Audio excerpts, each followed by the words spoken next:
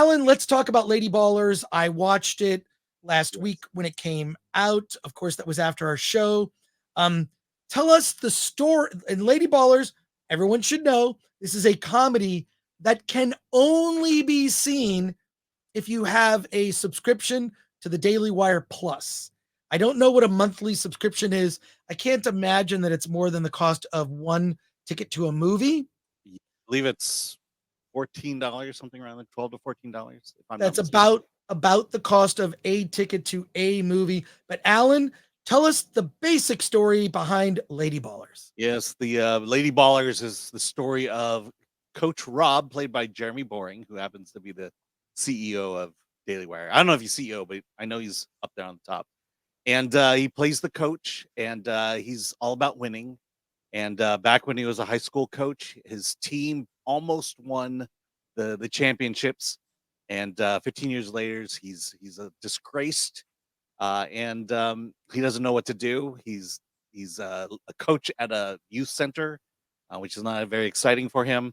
And he finds an opportunity. He needs some money. He finds an opportunity uh, to compete in the global games, but he finds out that he can't support a team because all the men's events have been filled up.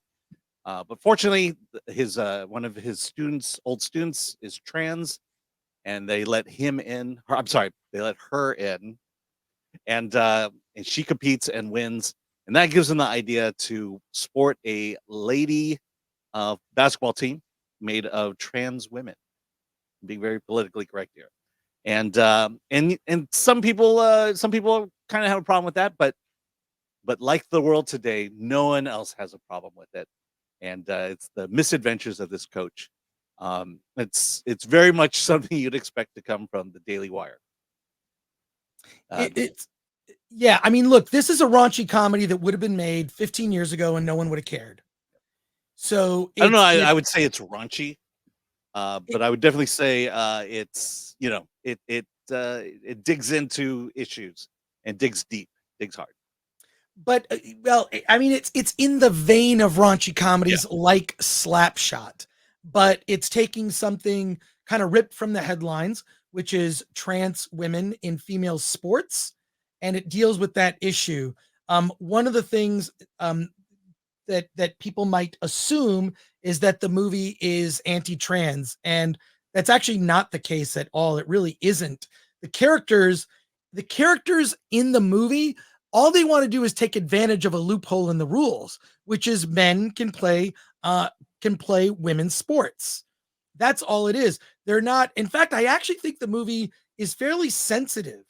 Is this an interpretation that you would agree with, Alan? Yeah, I mean, you're right in the sense that it's not anti-trans. It's anti-trans sports. It's anti-trans. It's against you know trans women competing in women's sports, and Well, that's essentially the whole point of the entire film. I don't even know if it's overtly against it. It's like the characters don't care. The characters, like Mhm. the morality of the characters. Coach Rob, played by Jeremy Boring, who is the head of the Daily Wire. He's like the Yeah, I don't CEO know of the his company. exact position. That's all I'm saying. Yeah, but he co-wrote, directed the film, and stars in the film. And the reason that he does it, along with other people, Ben Shapiro is a bit part as a referee. There are other people. Matt Walsh plays a character oddly named Chris. Okay, I get it. Who's this sort of vegan hippie girlfriend? Excuse me, boyfriend. I actually girlfriend. I got it right. Or Actually, lover, the lover lover of of Coach Rob's Rob's ex-wife. like ex-wife. Exactly. And then they have a daughter that he's trying to raise her and be as good a dad as he can under the circumstances. But the funny thing is, the daughter, who is like 8 years old, knows more about trans stuff than any of the adults, and goes through and gives them, it's in the trailer, gives a lesson of like, okay, you could just think you're a girl and you're a girl. You can say you're a girl and you're a girl. You just declare you're a girl. So taking all of these rules that have been established and just spelling them out, and they use her as their source of information, his young daughter, the source of information of like, well, how do we follow these rules and make sure everything's good. um I'll say this. I like this kind of comedy, raunchy comedy or comedies that challenge things. Um, I've always had an affection for those. Slapshot, the Bad News Bears. I'm talking about sports comedies that are kind of raunchy and weird. Bad News Bears was one of my favorites growing up. Mhm. They even made Yeah, like a mine Bad too. News Bears Part 2. They made Bad News Bears Go to Japan. Those movies are funny. This is in the vein of those types of films. And the original Bad News Bears, I don't even think you could make that today. Walter Matthau's driving around in like a convertible, drinking beer and with a bunch of kids. No one's wearing seatbelts. I mean, it's like it's pretty funny. Right. Anyways, Oh, and a girl is the pitcher. I mean, and they had a hard time. They're related issues here in terms of they're related a girl issues, playing boys sports. but there's no I mean, look, those movies didn't necessarily have an agenda, but because this comes from the Daily Wire, which is primarily a political commentary streaming service, you can subscribe to it and you get all the shows from their pundits and documentaries, which tie into the values of the Daily Wire, which is conservative. I'm not going to say necessarily Republican or right wing, but definitely conservative values. And therein lies the problem for me, I think. And it's unfortunate. I think this movie actually could have done well. The thing is this, they're selling it to people who already agree with a lot of the things talked about in the film. And it even kind of spoofs other stuff happening on the other side of the aisle, right? Which Mhm. is fine. But the thing is, you're just preaching to the converted. This is a great thing if you're already a Daily Wire subscriber. But is anyone who's like, I don't care about politics, right? I just like a funny movie. Am I going to subscribe to that for 1 month just to watch one movie? I mean, I guess. I mean, I actually have done I that think you just before. did, didn't you? Right, right. But I mean, I've done it before for other streaming services like Shutter. I subscribed to Shutter around Halloween. I've subscribed to Full Moon Entertainment, Trauma Now, specifically to watch a couple different movies. And those are Trauma and Full Moon are like $5. Yeah. So And Full that's Moon nothing. Full Moon pushes out a lot of content, new movies every month. There's always new stuff. So I don't know that I agree. If they really want to have an impact on the culture, this movie could have opened in some theaters. Now, the Yeah. cultural Oh, I was gonna say my review of this would have been Lady Ballers was made for Daily Wire subscribers and not for teenage girls. yeah, I mean that's the reality that's of it. the This movie exists solely for its audience. And right. and I have issues whether it can reach an audience outside of that, and I don't think it can. That's the question I have. So there's a couple things, and we'll get to like look. It's funny. Is it funny consistently? That's hard for great comedians to keep it funny consistently. The movie's an hour 45. It should have been 90 minutes. So it's already too long. There's a button at the end that killed it for me. I was like, oh, I It's kind like of the look, moralizing button, the you, you know, hey, you didn't need it. You didn't yeah. need it. They should have cut it. The other thing is because they couldn't get Hollywood actors to appear in this, even Hollywood actors who've already been canceled. I saw an interview where Jeremy Boring was talking about this. They could not even get people who were already canceled to be in this movie. So what they did was, like Jeremy Boring, he plays the lead. Matt Walsh is a character. Ben Shapiro, what's her name? Brett Cooper, Yeah, Brett Cooper. Michael Knowles, Even other Candace Owen is in the movie. Candace Owens is in it. Like, look, I'm familiar with them. They're on YouTube and they're big. I like the Brett Cooper shows. Very, very funny.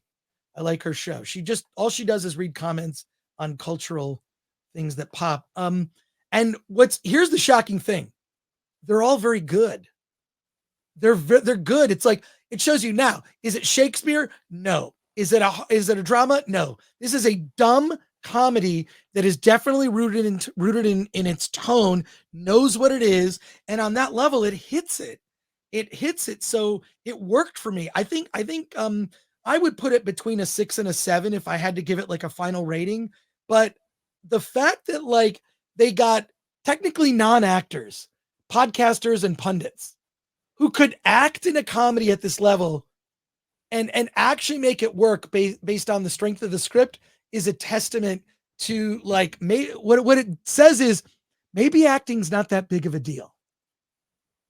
Maybe acting is not really that big of a deal that they could waltz in, walk on a set, and actually, be entertaining for, a 3-minute scene or whatever.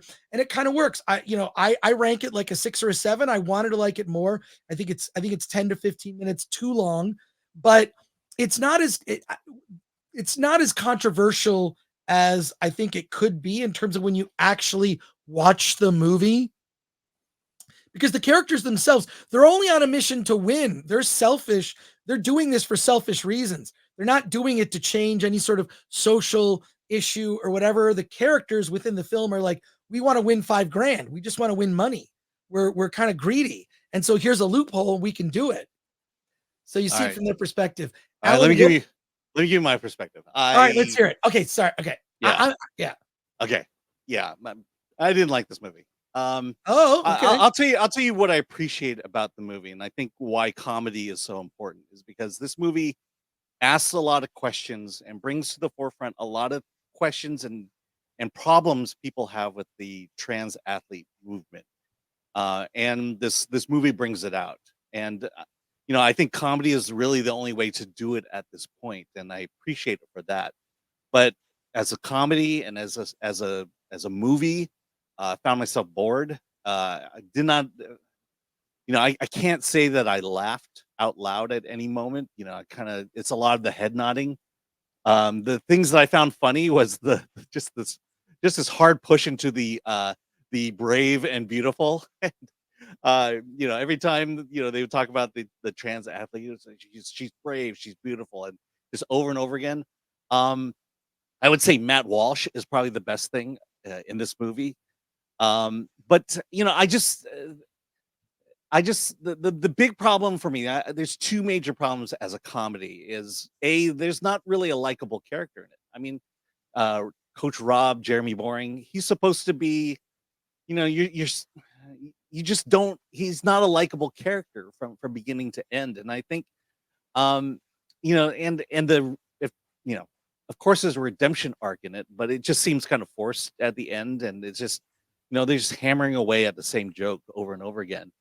And the other thing is, the comedy itself is, there's the political satire, which was good, but then you have to fill out the rest of the movie with other stuff.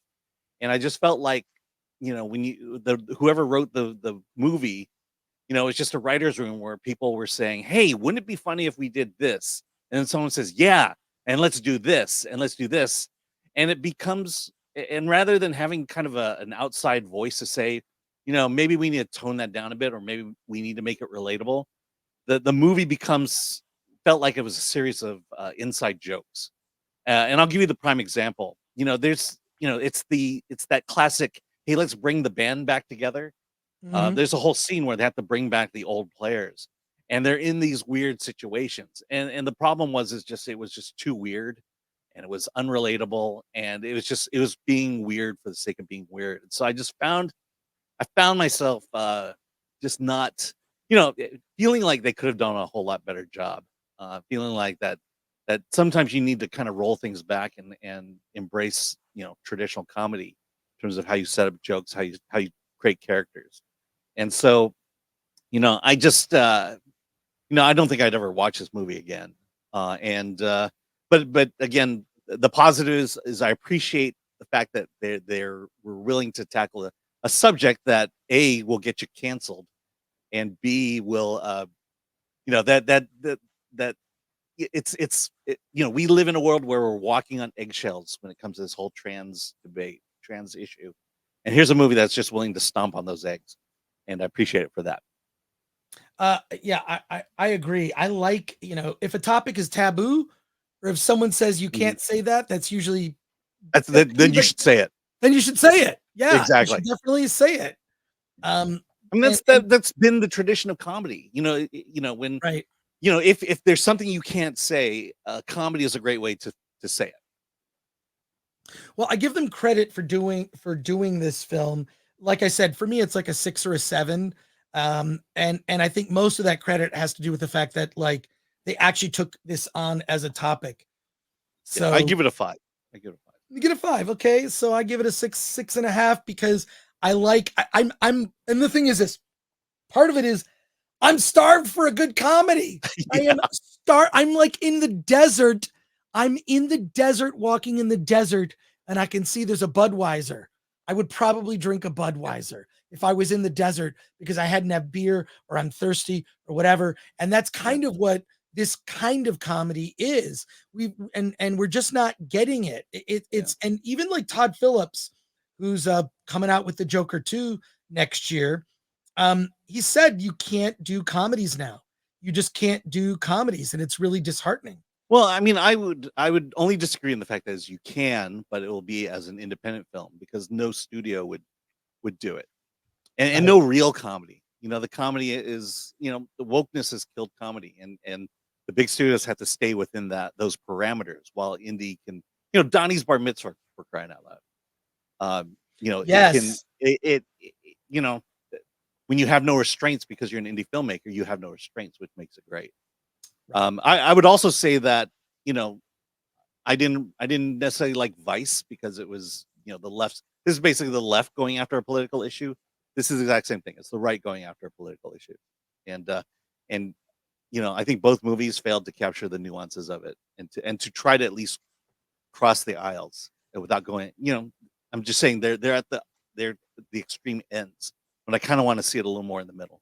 Well, everything politically is so polarized Mhm. that that uh, you know reasonable conversations about these issues I think are almost impossible. People are staunch and sort of locked into their position, no Mhm. matter which side of the aisle it is. And maybe humor is the best way to deal with some of these issues. Yeah. So I give them credit for it. At the same time, it may not have as big of a cultural impact as it could have if it were available on more platforms.